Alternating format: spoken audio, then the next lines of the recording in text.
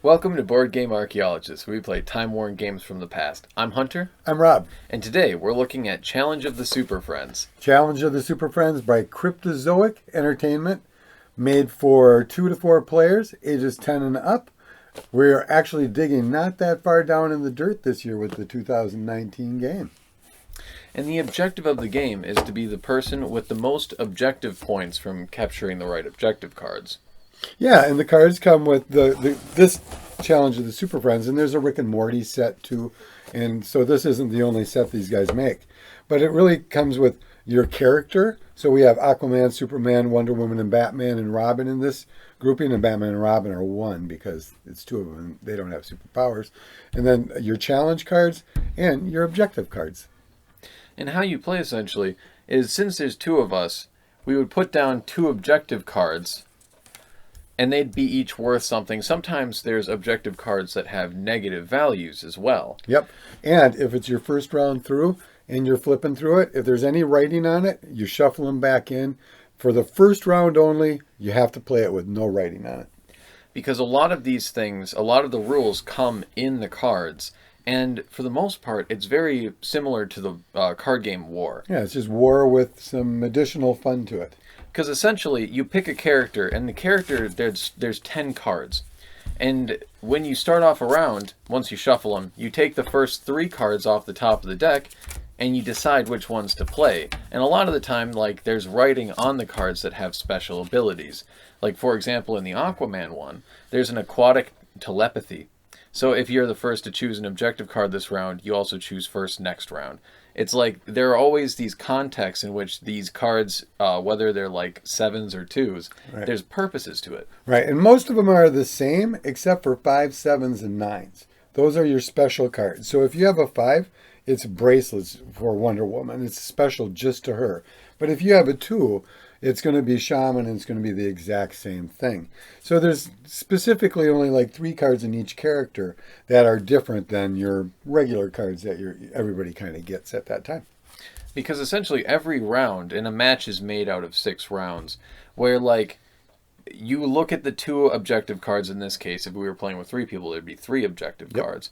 But with the 2, there's one that's obviously worth more. And so the whole goal is to be the first person to get dibs on whichever card you want. Right. So you take your cards, and so just for gameplay's sake, and we're going to just let you know what we have.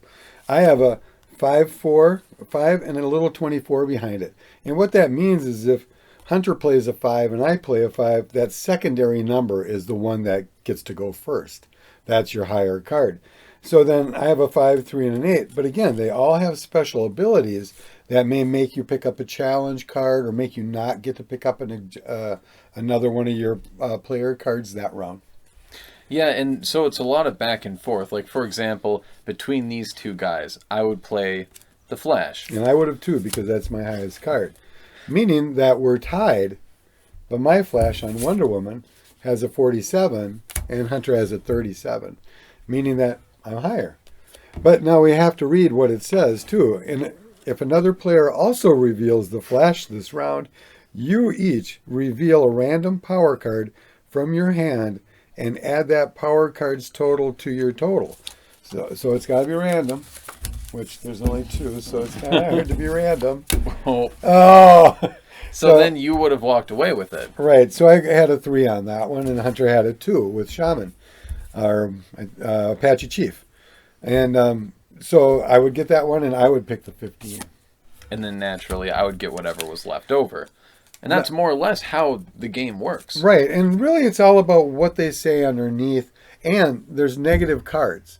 They're not all positive. Some are negative, and some of these cards will tell you that things are going to happen too.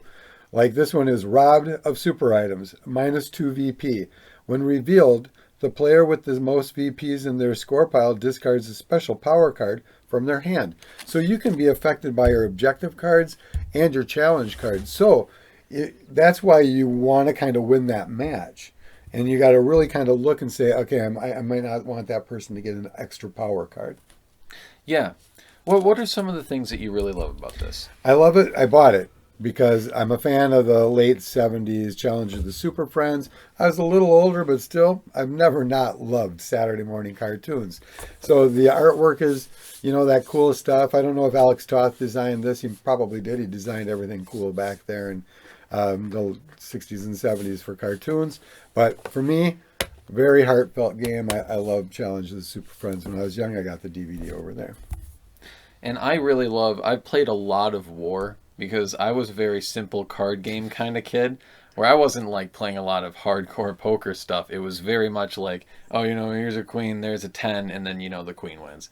And so, again, taking kind of these fundamental rules that a lot of us already know, like War, and then just expanding on it a little bit, I think it's a really fun combo. And I really appreciate, in the fact that you can also apply it to all of these other things like Rick and Morty and stuff. Right. It's a very adaptable format, and I really like that. And I think it's very teachable, especially since it's really War with a special and some simple instructions that are written on the card. The instruction booklet is literally just a couple pages of stuff. So it's very small, very easy to play. If I had to say one thing, the one thing I think about almost every superhero game I ever play is kind of that Superman syndrome thing, where they even them out. They have to even Batman and Robin to Wonder Woman, let's say, and there's no way on the planet that those two guys are going to deal with Wonder Woman in a realistic manner. Wonder Woman is super strong, and Batman and Robin are Batman and Robin, which they can do what they want, but you're talking an Amazon goddess here. So, it's that Superman syndrome. He's Superman when he needs to be. And so your cards even out a lot more than if I had the Superman deck in Wonder Woman, that's a cool match because they're both super powered. But Superman or Wonder Woman versus even Aquaman, if I wanted to pick out, I don't want to pick out Aquaman. He's fine. I love Aquaman. Arthur's great. But yeah, I think it's a super fun game. Yeah. Thanks for watching. Yeah, and if you want to see more about us, check us out at toyarchaeology.com. You can also find us on Facebook. Don't forget to tell your friends, and don't forget to subscribe to us on YouTube. We'll see you next time. Bye. Bye.